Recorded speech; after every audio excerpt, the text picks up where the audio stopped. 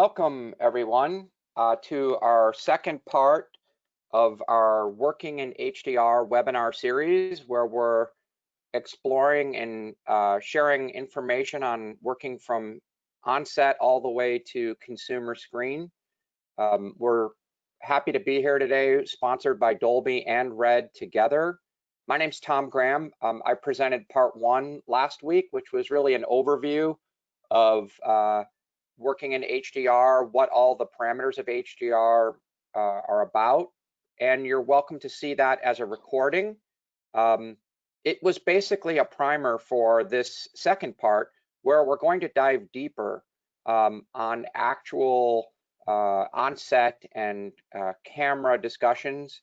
And today we have Michael Hackel, who is a senior product specialist here at Dolby, based in Germany. And we also have Dan Duran from Red, who also is one of their camera product specialists. And then you'll have myself, Tom Graham, and A.B. Matthew based in Los Angeles for Dolby, who will be helping answer questions. So just a quick housekeeping reminder. In the questions tab, you can say hello. You can drop us a note. We want to hear your questions, and this is the best place to answer those questions or ask your questions. And you may get a direct response back, or we may bring up your question on air for Michael and Dan to jump in on. So please keep the questions coming. Your questions are only sent to the organizers. So we see them. And again, thank you for joining. We're really excited to have you here and participating in this really cool webinar series. So I'm going to turn it over to Michael. Michael, take it away. Thanks, Tom. So hello, this is Michael. I'm presenting here from beautiful Munich in Germany. And so within the next, let's say 45 minutes to an hour or so, we'd like to discuss some practical considerations when shooting for an HDR and in particular, a Dolby Vision finish in mind. And as we are more with Dolby involved in the post-production bit, so those thoughts come exactly from this perspective. So to start off, let's dive into with some image fundamentals. And today's first one that I'd like to discuss is luminance. So really, what is luminance? It's a photometric measure of the luminous intensity per unit area of light that travels into a given direction. You all might be very aware of using some units like a foot candle or lux, but when it comes to any HDR talks, it's quite likely that you'll hear the unit nit only and quite a lot. And nit is basically, it's just another name, so it's the non-SI name for candela per square meter. And as a measure of light emitted per unit area, this unit is frequently used to specify the brightness of a display device. So the next one is contrast. And in its simplest definition, it's just the difference in luminance or color that makes an object, or let's better say its representation in an image or on a display distinguishable. Or even more simpler, it's the ratio between black and white. And contrast ratio, or most commonly referred to as a dynamic range, is the ratio between the darkest and the brightest objects in a scene. Next one, and this is basically our last one, and it is not a fundamental unit, but it's a method of measuring the increase or decrease of light in a photographic exposure. So a light stop is either double or half. So irrespective of an initial exposure, increasing it by a stop means twice as much light, and decreasing it by one stop means half the amount of light. And you may have seen a slide like this in basically each and every HDR presentation, but I think it is very important to remind ourselves about the enormous capabilities of our human visual system. So, and all the values you see here describe the luminous intensity, of the light reflected from a white surface. So for example, just a piece of white paper. So the scotopic vision is the vision of the eye under low light conditions. It's almost monochromatic in nature, and it's purely a so-called rod-based one. If we go up to around 10 nits, so we enter the so-called mesopic vision. And this is the combination of photopic and scotopic vision in some low light, but not quite dark lighting situations. And it's very interesting because this one here requires both the cones and rods in our eyes. And the last one, the photopic vision, is the vision of the eye under well-lit conditions. And for us humans, this one gives the best color, image resolution, and temporal resolution. So, and this one is purely cone-based. And so if we have a look at some typical image examples, we notice that there's quite a lot of lighting modes that incorporate a huge contrast ratio. So ranging from roughly about 20:1 to 100,000 to 1, which is basically more than 16 stops. And for sure, I mean, those examples here are just ones that could incorporate even higher contrast ratios, especially in the lower lit scenes as well. So now with HDR popping up, we suddenly needed to name everything we created so far. So we're referring to this now as SDR, so standard dynamic range. And now let's set a common ground on what we refer to when talking about SDR. So in standard dynamic range, we use a conventional gamma curve that transfers digital code words to luminance. And we are mastering to a peak luminance level of 100 nit for television releases and 48 nit for digital cinema releases. And therefore, we are using a gamut of Rec 709 or P3 when it comes to digital cinema. And the quantization of an SDR delivery is a maximum of 10 bit, but this is basically only true for some DCI deliverables, whereas all home content deliveries are encoded in 8-bit only. So what is HDR then? So high dynamic range, on the other hand, describes a system that no longer uses a gamma curve to transfer the values to light. It uses a new so-called EOTF, and let's get into details about this later. And this is needed to properly encode the increased dynamic range we are dealing with now. And HDR systems, they use an EOTF that is either called PQ, the perceptual quantizer, or hybrid log gamma, HLG. And HDR systems, they make use of larger color gamuts, often referred to as wide color gamuts, and they are called P3 or BT 2020. And the quantization for HDR delivery is a minimum of 10 bit, and new high efficiency codecs, they use 10-bit encoding rather than 8-bit we used in SDR. So HDR is first of all a display technology that is capable of reproducing most of a camera's dynamic range. Most cameras we shoot with today, they are very well suited to capture imagery for HDR. And so is any film stock for decades, as those stocks, they can hold 14 stops or even more of dynamic range. So given that fact, HDR offers less head and less foot-room to hide stuff in the shadows or in the highlights, simply because now we see more of what has initially been captured and initially been seen on set. So the next slide might seem like a chalk and cheese comparison, but I think it nicely illustrates the capabilities of HDR. So rather than compromising on shadow or highlight detail, we may now display a wider latitude of the original captured scene contrast.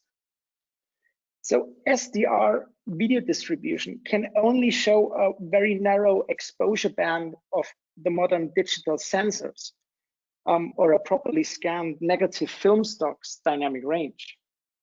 So I think HDR has obviously replaced really resolution as a main selling factor point for cameras and displays as well. So, and I'm absolutely not a fan of light bulb images, but using a webinar as a presenter's platform, I think they work pretty well for a quick and dirty side-by-side comparison. And it's not that this HDR rendered image that we see here is overall brighter. It has a significantly higher dynamic range. And we're using way more of the original scene contrast captured by the camera, utilizing the capabilities of an HDR display. And I mean, for sure, this is an absolute creative decision, whether to make use of the full scene contrast or not. So it's very important to understand that HDR doesn't mean stretching a limited tonal range of SDR to any higher luminance levels. It's really all about making use of the maximum scene contrast recorded and then faithfully mastered and displayed on an HDR screen. Where on an 8-bit SDR monitor, we could never get more than roughly 6 to 7 stops of dynamic range. So our colorist has to compromise on the shadows and highlights. And with HDR, we can now make use of so much more of the initially recorded dynamic range. So combining an HDR's maximum peak luminance with a wider color gamut leads to a phenomenon we refer to as color volume. And in HDR, a colorist can use higher saturated colors at higher luminance levels to achieve any look he wants. And so in this example here, we're outlining the current SDR color volume versus a Rec 2020 gamut combined with a maximum luminance level of 10,000 nits. This is really just to show you the two extremes. Whereas current productions, they get widely mastered towards a peak luminance of 1000 nits, and they are using a gamut of P3 or Rec 2020. And so the resulting color volume formed by those parameters would sit somewhere in between of those two and still be much bigger than conventional SDR. So not only you can have a color displayed that is more saturated than before, thanks to a larger gamut, but instead of being limited by a maximum of 100 nits of peak brightness, you can have it far brighter than that. And those bright and fluorescent colors, they are not achievable on SDR displays. But on the other hand, it's very important to keep in mind that not all of those colors we can use and we can see now are natural colors. And if those get pushed too much, they might just look unnatural. So before we move on, AB, Tom, do we have some questions to bring up? Yeah, let's, we had a question from Nicholas that said, aren't the shadows and mid-range still using the same quote unquote room or area as SDR in HDR? And maybe you can explain a little bit more about your slides around how HDR also helps in the, I guess, in the shadows, is what he's asking. Yeah, so this is basically this really depends on how you set your exposure. You're absolutely right that when talking about HDR, we often just refer to basically where do we set our peak brightness, where do we set our diffuse white, and so that basically the headroom now between our diffuse white and our peak brightness is much wider in HDR, and that basically everything below this follows the typical tonal range of SDR. This is something that you basically could do, but it's nothing that you have to do. For sure, you can use the expanded dynamic range to basically have a better tonal representation in the shadows and in your midtones as well. Okay. And one of the questions that I'm sure we'll be covering is how to monitor and look at and judge HDR during production. So that, I believe that's coming up, correct? Yes, this is coming up in our in the last section. So bear with us for a couple of more minutes, and then we'll cover this. Okay. Here's one question. I'm newer to the industry and didn't know HDR and SDR have a 10-bit quantization minimum. I was under the impression these minimums would be different since HDR perceptual quantizer transfer function has a higher luminance level. Can you expand on that, or am I misunderstanding PQ?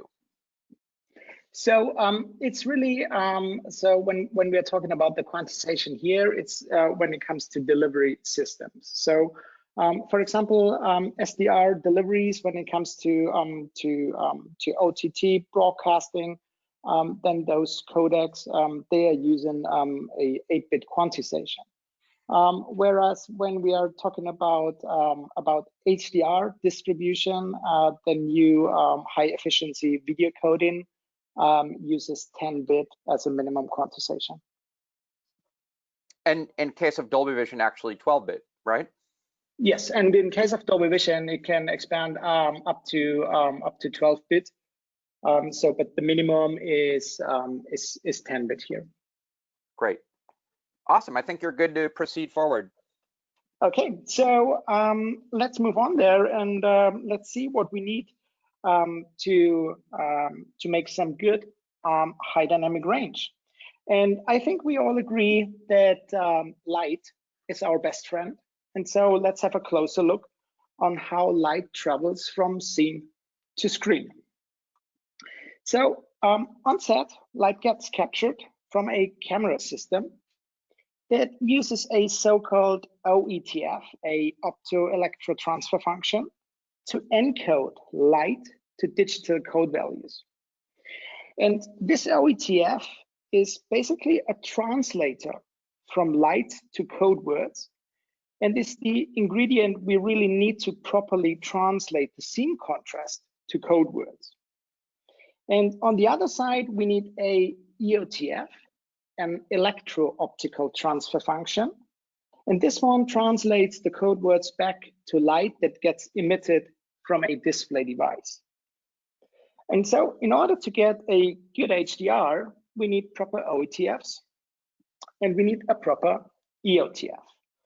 And luckily, all major camera manufacturers, they have designed their own OETFs, which are all a kind of logarithmic curves. So for example, Red's log3G10, log-C from Arri, S-Log from Sony, just to name a few. But why are those curves so important? We need to understand how a digital sensor reacts to light. And what we can see here, this is purely linear. And this is a very simplified diagram where we have our light source here on the x-axis. So let's say this is just a candle, and we have a sensor output on the y-axis. So and if we think about we have no lights where the camera sees the scenery here. Our sensor he outputs 0. And so we forget about noise and all this stuff, make it really simple, and we just bring a candle in, and then our sensor, he will output 1. If we bring in 2 candles, it will output 2. 500 candles, our sensor will output 500.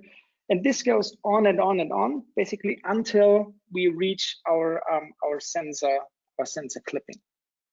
And so this linear relationship, this is what we call linear light. So a very simple relationship between sensor input and sensor output. but the perception to luminance of our human visual system is highly nonlinear, and it follows more a curve like this. And therefore, it becomes quite obvious that a linear digital encoding of luminance is not super efficient.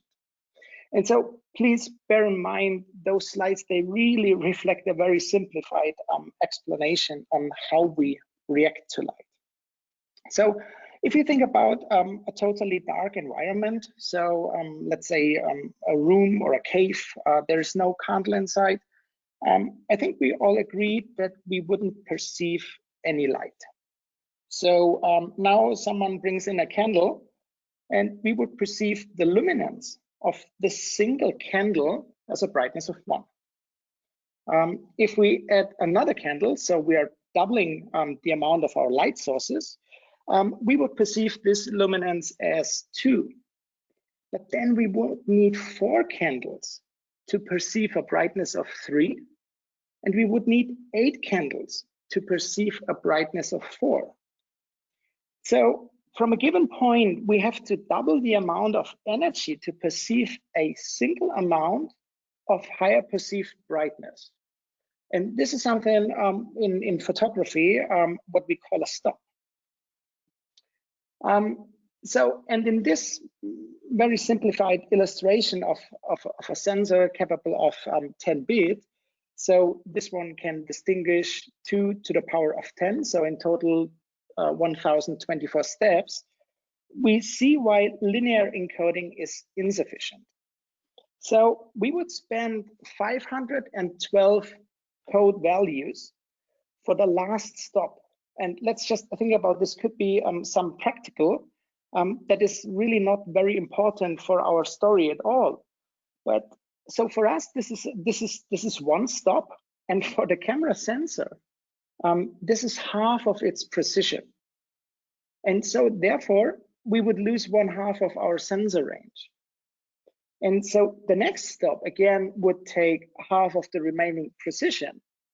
So having said this, the first 2 stops here, they reflect 75% of our sensor's capacity. And this is not very efficient.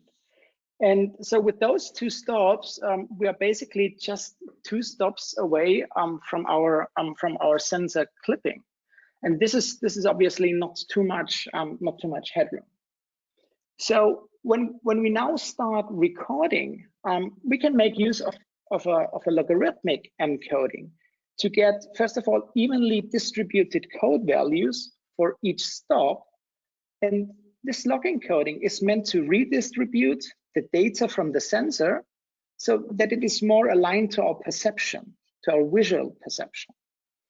And so one could state that log encoding is nothing else than a kind of a perceptual compression. And we've seen before, each and every camera manufacturer, they have their own linear to log OETFs, and they are all designed for their respective sensor capabilities and characteristics. So then on the other hand, the EOTF, that is basically a function to transform digital signals back into visible light. This is used by displays to convert a recorded or transmitted signal into light. And so a very important part of any HDR spec. So the EOTF for SDR distribution, we didn't call it EOTF back then. We just called it gamma, and this is a power function. And now, as said, for HDR, we have 2 new EOTF curves. One is hybrid log gamma, and one is the perceptual quantizer, also known as ST2084, which is the foundation for Dolby Vision. And Tom already covered this in last week's webinar, but a short overview about PQ. And PQ was designed by Dolby, and it follows the Barton ramp. And the Barton ramp describes the threshold where we typically detect visible contouring. And 12-bit encoded images, they eliminate any visible, noticeable edges and uses the bit range in its absolute optimum way. And so, therefore, PQ is not only the foundation of Dolby Vision, it's also used for other HDR distribution systems like HDR10 or HDR10 Plus, but for sure it's the foundation of Dolby Vision.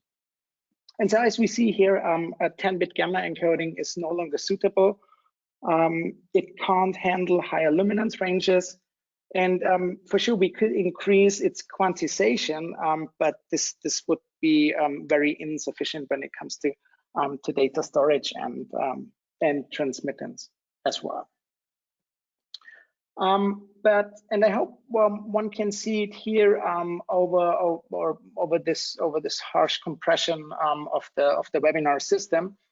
But I wanted to outline here that basically the most advanced camera log encoding and the most advanced encoding for any HDR distribution will basically break our images if we do not increase its quantization. So on the acquisition side, 10-bit log encoding might work to a certain point, but we highly recommend using at least 12-bit log encoding. Simply, this will give you the highest flexibility for any visual effects or color grading work. And as said, on the distribution side, we need a minimum of 10-bit to support HDR in order to avoid banding artifacts. So 8-bit encoding for distribution purposes is inadequate.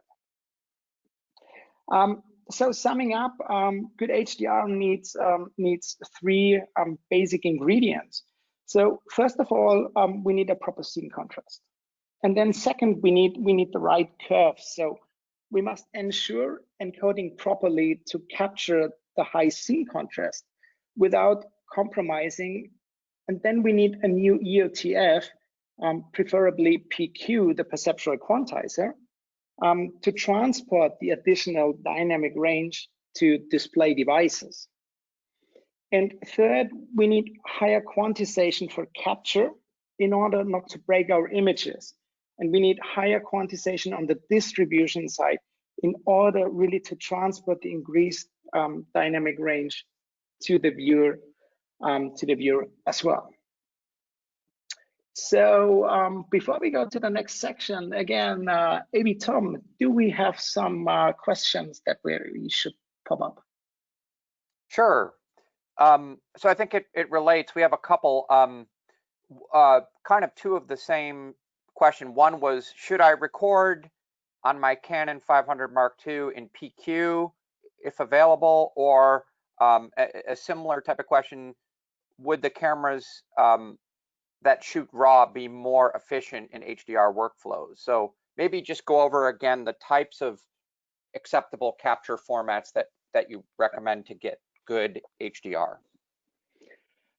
So if you can afford it, and by afford I really mean so if you can process it, and when talking about other high-end cameras, it's really if you can afford it in terms of data storage and processing power. I would recommend for sure going for RAW because it just gives you the most flexibility in post-production. Yeah. Because it's nothing is baked in the RAW file, so you can manipulate it later on in post-production.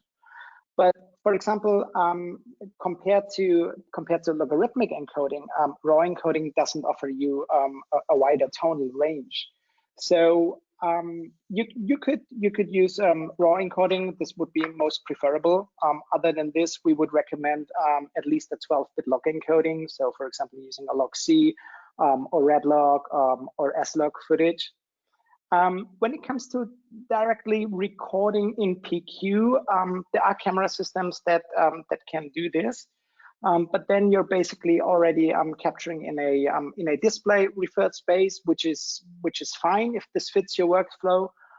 You can do this. So the PQ curve, if you watch it on a Rec 709 monitor, you will see that it looks a little bit like a logish image, so a very flat and desaturated image representation on on a SDR gamma-based monitor. So yes, you could do this, but if you can manage to do so, we would recommend you go for a RAW recording, just due to the larger flexibility. Great, Dan, I think we have a question for you. In terms of camera sensors and red sensors, could you speak specifically about how they perform, across the dynamic range, and sort of dealing, the extended range and dealing with noise, say in the shadows, and how it sort of translates in the HDR world? Yeah. We have multiple sensors over at Red. Sensor technology changes and has a major influence on the noise floor and dynamic range. An example would be like our Dragon sensor has been around for a very long time, and our Monstro sensor, which is our newer sensor. They both have the same pixel pitch micron, but our Monstro has a cleaner noise floor and higher dynamic range, so it's going to give you, a lot more flexibility when you're going into HDR images for mastering. Great. And then Michael or Dan, maybe explain also why you do want to use log or raw, but you try to avoid highly compressed signals for your HDR images.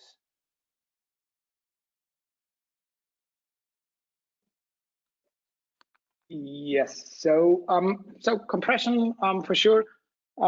Compression, we don't have to go for HDR in knowing that really compression is not our best friend, because basically it limits our creative options in post-production.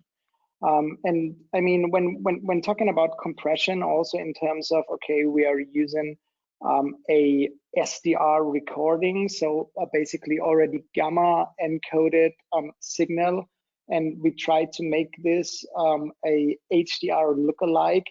One would clearly see that this is more or less a fake, because where is no information, basically, you can't add additional information in post-production.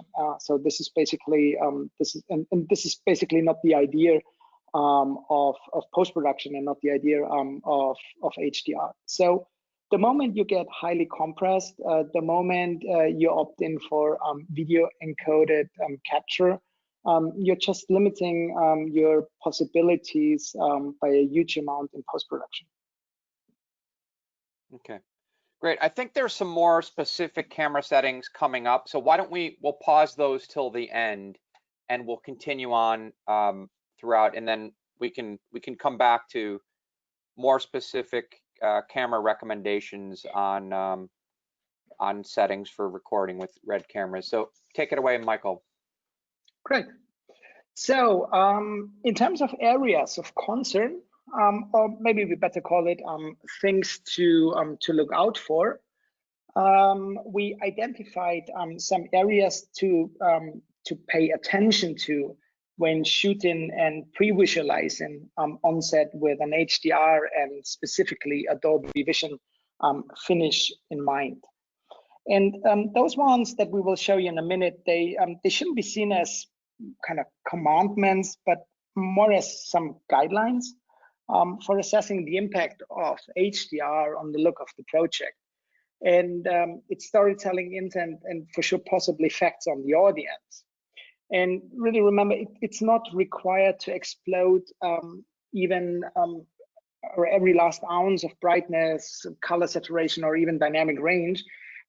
It's really important what is needed to serve your project.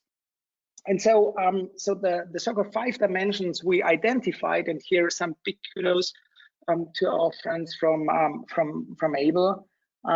They are object and scene brightness. It is contrast. It is color, motion, and time. So let's start with the first one, and this is here our coffee shop scene, where object and scene brightness refer to the overall brightness of a scene or shot, and as well as the brightness of some individual objects and or subjects within the frame. And so overall high scene brightness, as in a high key story, can cause some discomfort on audience members. And so especially when this is really viewed in a dim to dark surround, when eyes have become dark adapted. And so really be aware of the relative importance attached to bright areas of the frame, and really assess where in kind of the hierarchy of viewer attention they should fall. And where we may not really have thought to include some out of focus light sources, like we can see here in the background. So the Apple logo from the MacBooks here. We really have to think about those out of focus light sources because they can really seem to come forward, and they might compete with the attention for elements in the foreground. So for example, here with the talent's face, or some other very important elements of our framing. So the next example shows that contrast can affect the perception of sharpness. So where a bright highlight in SDR can sometimes tend to appear monotonal, high dynamic range can reveal, we could call it a brighter specular core within this highlight, and it could accentuate details. And this is very well noticeable on skin. And so high contrast can enhance the perception of sharpness. And keep in mind that sharpness is a function of contrast and resolution. So you may want to avoid, for example, makeup products that utilize some glitter, as those products, they can often, and this could be only for a couple of frames, catch the light and present this as a brilliant dot, as a brilliant pixel, and this could really look quite weird. So the next one, our testing the sunny day. This footage of an interior with natural light. So this is really a very hard sunlight that hits her face here, is meant to illustrate scene brightness as well as contrast. And the high contrast here contributes to a perception of the image being very sharp. And this perceived sharpness is seen as a huge advantage, for example, when it comes to sports productions, where basically images can't be too sharp. And also the difference between the shadow and highlight region is somewhere around an order of a magnitude, or maybe even more, in HDR versus our SDR rendering in terms of the absolute measured nit values. But for sure, the creative intent would play a big role in deciding how much to emphasize our shadow to highlight ratio in this particular example. And as we already said, HDR uses two larger color gamuts compared to SDR, so P3 or Rec 2020.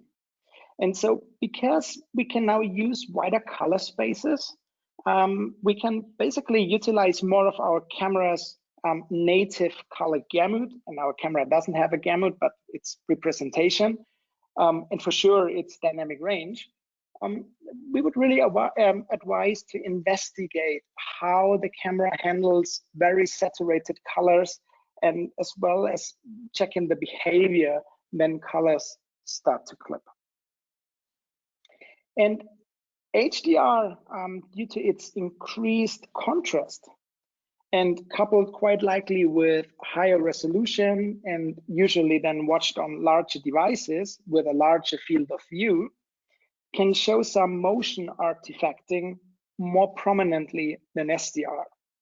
So when you're shooting at 24 frames per second, for example, some strobing effect could be observed, and basically just when the rotational camera movement is just wrong.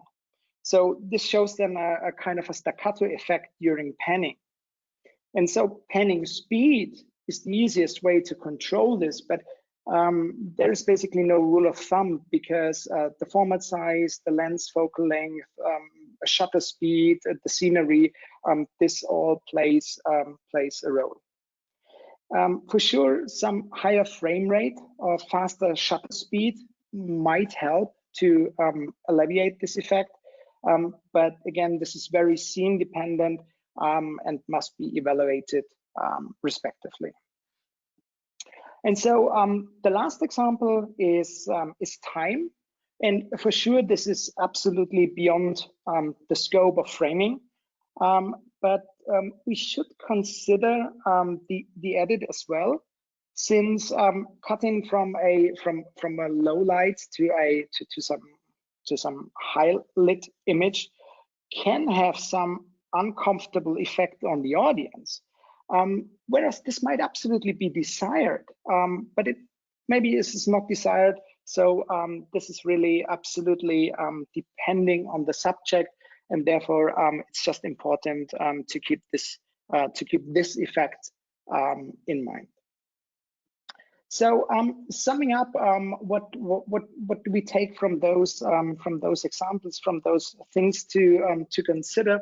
I mean, we encourage to for sure expose properly, avoid clipped highlights and crashed shadows. Keep in mind that due to the increased dynamic range of HDR, you might have less room in post-production to push images. And HDR imagery might reveal some details in the shadows that are really not wanted, and the increased peak luminance, this will accentuate specular lights, reflections from chrome, for example, some jewelry, costumes, etc. And just by nature, higher contrast and this coupled with higher resolution that is usually watched on large devices increases motion jitter slightly more, but I mean really depending on the grade and all the other effects than in SDR. And think about our increased perception of sharpness due to a higher contrast range. So really make sure again to check everything for this effect. And the last bullet here leads us then to our next section. This is really to state that if available, preview in HDR on set to judge the light levels basically of your backgrounds, your foregrounds, your whole scenery. And I think we agree that all of the above underscore the need for a monitoring solution in which creators have high confidence, allowing to see the practical effect basically of exposure, lighting, costumes, and makeup. So again, we have a kind of a section break. AB Tom, do we have some questions, or shall we continue with this section first? Let's take a couple quick questions. There's a lot of questions, so probably for Dan, around the compression ratio and sort of what raw settings or what log settings are sort of the preferred format to deliver high quality HDR. Yeah, so I would say the main features to help with HDR delivery in camera are our raw exposure tools. So we have something called the geoscope and the stoplights. So it's something where if you don't have HDR monitoring on set, this will help you know if your image is being clipped or if you're losing any detail in the shadows. So we have these exposure tools that will give you what the raw image is being captured and make sure that it will look good in most scenarios. So that's usually what I would recommend using. And then we also have with red coat compression ratios, that's going to be mainly based on detail and high frequency detail. So we usually recommend, I think, 8:1 as our 8K default setting, but it's really all depending on what you're capturing, right? So if you're planning on zooming in on the image or have a lot of information that's in focus, that's when you would go lower compression. And if you have shallow depth of field, or you're planning on downsampling a lot, then you can shoot higher compression, and you can get away with a lot with our camera because it's a wavelet based compression. So yeah, it should look great. But yeah, I would mainly use the raw tools. So. Yeah, so somewhere between 6:1, 8:1, 10:1, depending on the content you're shooting. Yeah, and that also depends on the resolution, right? 8:1 is drastically difference between 4K and 8K. So yeah, I definitely recommend testing, but in terms of megabytes a second, if you're in the 100 to 160, which isn't a lot of data, you can get a lot of information out of our camera. Great, thanks. All right, back to you, Michael. Okay, so we really need to understand that high dynamic range doesn't equal high luminance. So judging a monitor by its peak luminance only is absolutely misleading. I mean, talking about just the peak luminance of a monitor is a fairly simple concept to understand, but it's really evident to check the minimum as well as the maximum light level of a display in order to determine if it's a real HDR display or maybe just a high luminance display, super bright SDR display. I mean, this might go up to 1,000 nits, but this will quite likely compromise on the shadow reproduction. So really keep in mind, bright SDR is not high dynamic range. And we see more and more announcements for true, basically onset capable professional HDR monitors.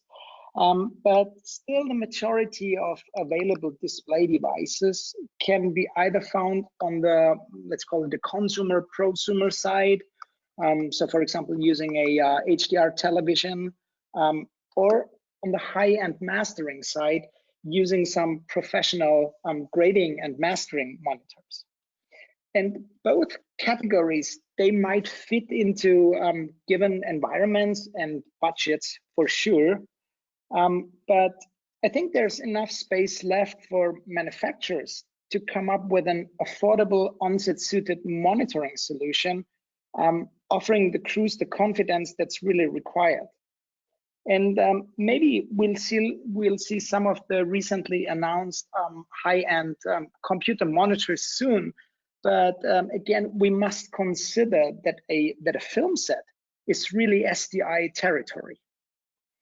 And it doesn't stop on set, so we really should consider dailies and editorial as well. It's obvious that there's currently still some, we could call it blind spot in the marketplace.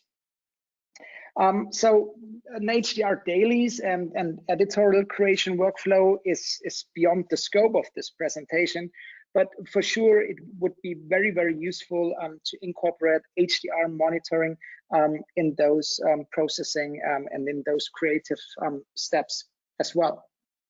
And by the way, we often hear that people think you must use a Dolby Vision kind of certified monitor when shooting for a Dolby Vision delivery.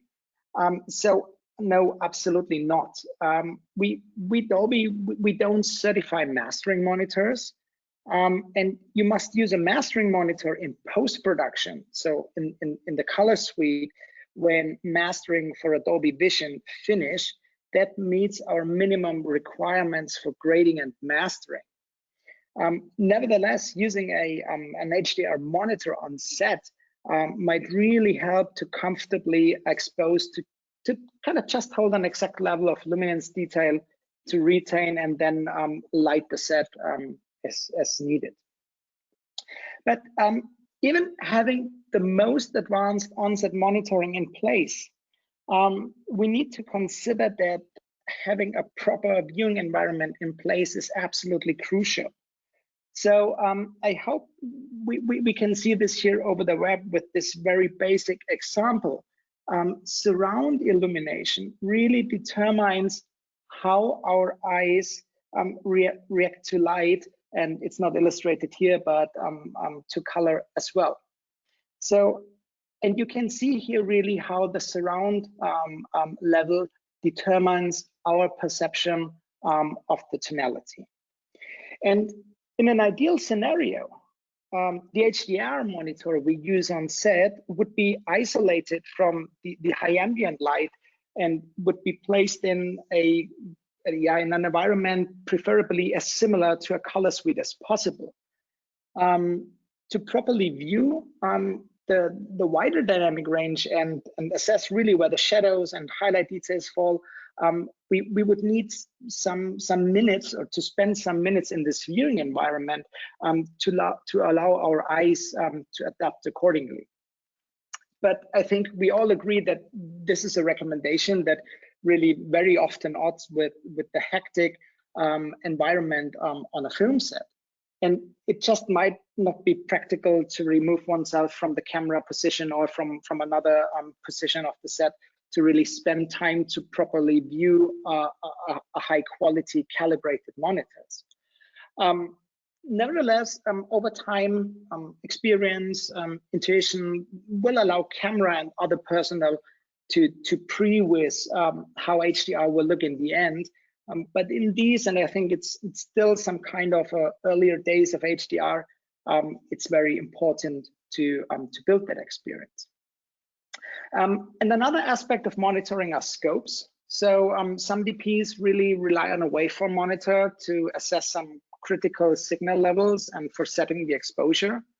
And unlike our conventional SDR percentage or code value scales, HDR scopes, they typically use, again, nits as units. So we see on the right-hand side a PQ-based one.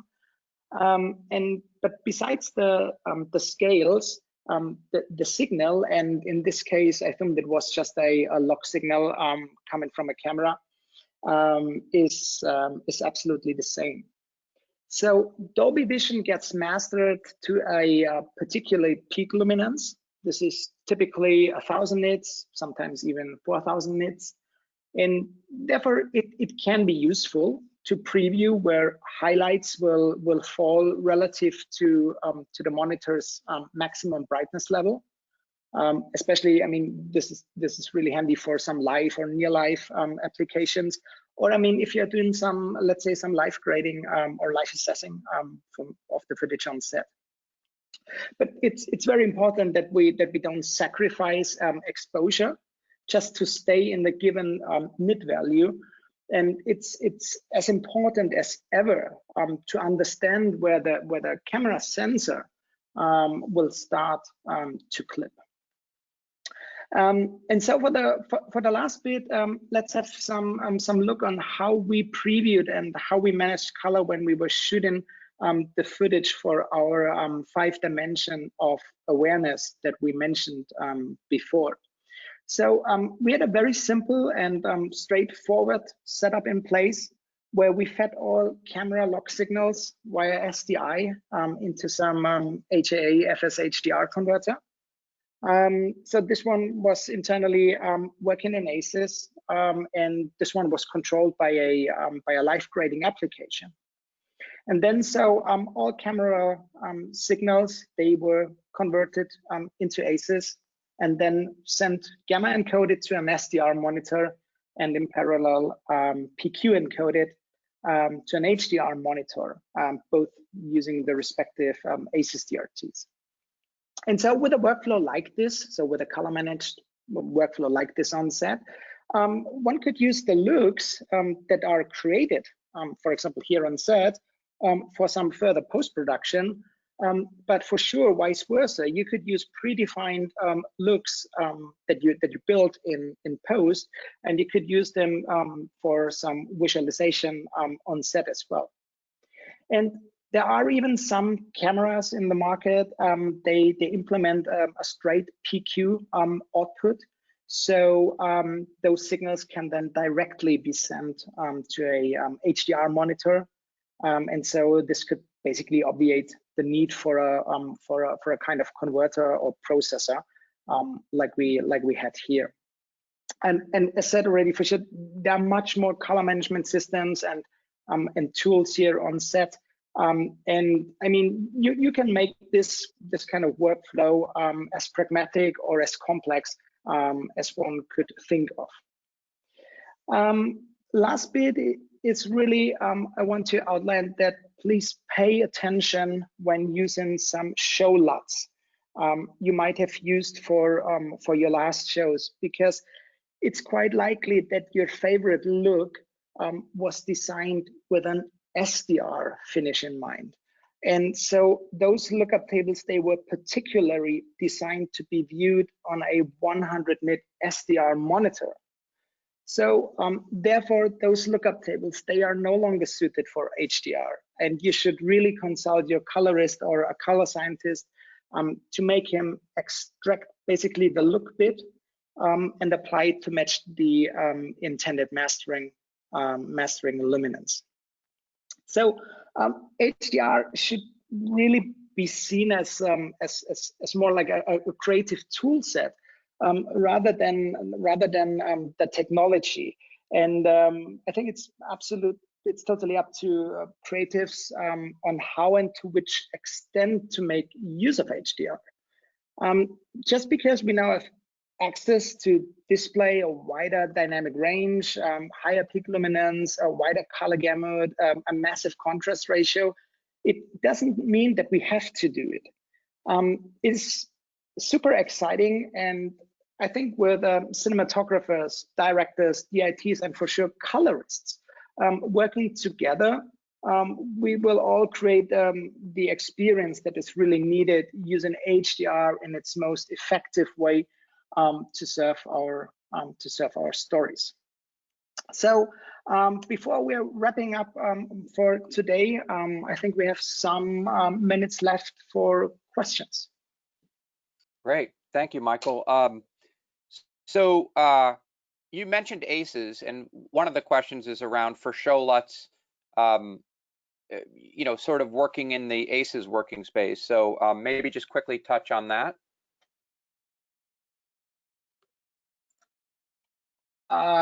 Okay, I don't know if I got the question or what's behind the question, but I mean, therefore it's advisable and it's doable that you create a color pipeline on set and reproduce basically the color pipeline in post-production. So basically what it means, you're bringing in your source camera footage into an ACES color space. You're doing all your grading, you're grading in ACES, and then you're using a ACES DRT to map the images, let's say, to an HDR display and to an SDR display on set. So if this is your workflow on set, for example, using a tool like the Archer one, or there's a system from Filmlight, the Prelight tool, then basically you can quite easily replicate the same color pipeline in post-production. And so therefore you can use your look modification transform, or however we name it. So basically the creative color bit, and you can very easily exchange this one between post-production and your set. Got it. I'm going to launch some polls here too. Well, just we have a couple quick questions we'd like to ask you while we're answering questions. So if you could please check a box to tell us who you are. That's super helpful to us for future. Here's a question, Michael. Are drone cameras suited for doing HDR? This is a good question. And I'd say there is no clear answer to this because, I mean, the question is always, I would say, how big is your drone?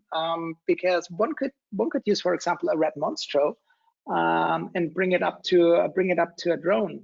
Honestly, I don't know what you would need for this. I would assume it's quite a big drone, but therefore I would say, you know, a drone camera that is equipped with such a high-end camera system, yes, it's absolutely fine.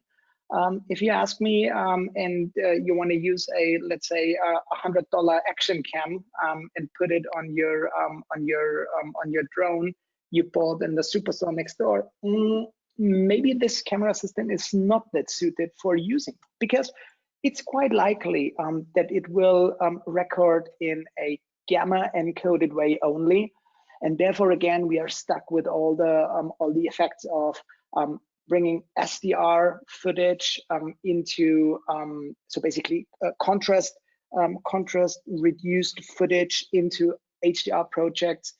We have to deal with high compression. So therefore, there is no overall answer to this. It is really dependent on what the camera system of the drone is capable of. Great. And we've gotten more questions around if you could speak about the process of the converter that you spoke of on set. So how do you convert the camera spaces to PQ and looking at them on the monitor, and sort of, as you said, dealing with SDR at the same time? What type of converter would be needed? Yeah, I mean, as said, there are multiple ones available in the market. While we were shooting, we had access to a HAA FS HDR. But as said, there is at least a product from Filmlight as well. I think it's called the Daylight system. And I would say, you know, the concept of those are pretty much, they're not the same, but the basic principle is pretty much identical. So you define the incoming video signal. Let's say it could be it's an S-log output or whatever. Then you set up the internal processing color space, and then you can select one or multiple monitor outputs, and the whole processing is done then by the processor that you use on set. I mean, you know, from a usability standpoint, each and every product is different, and one or the other might feature some functionality more or less than the other one. But so really the basic principle is pretty much identical to what you would do in color correction. Yeah, in color correction, you would use let's say your red raw footage. It would do a debayering, and let's say your internal working space is ACES AP0 or AP1, and then you would use a DRT, a display rendering transform, to feed your HDR monitor. And so basically, this signal chain, this color pipeline, is just replicated inside such a converter on set. Great. And then while we're answering a couple more, why don't you put up the final slide that talks about who we are, if you want to contact us afterwards. Dan, here's a question for you. Is HDR supported on RED cameras over the HDMI output? Yeah, you can do HLG or PQO through the HDMI or the SDI of our camera. And you can also send out the log 3G10 if you want to do your own transformed or whatever. So yes, it is. Okay. And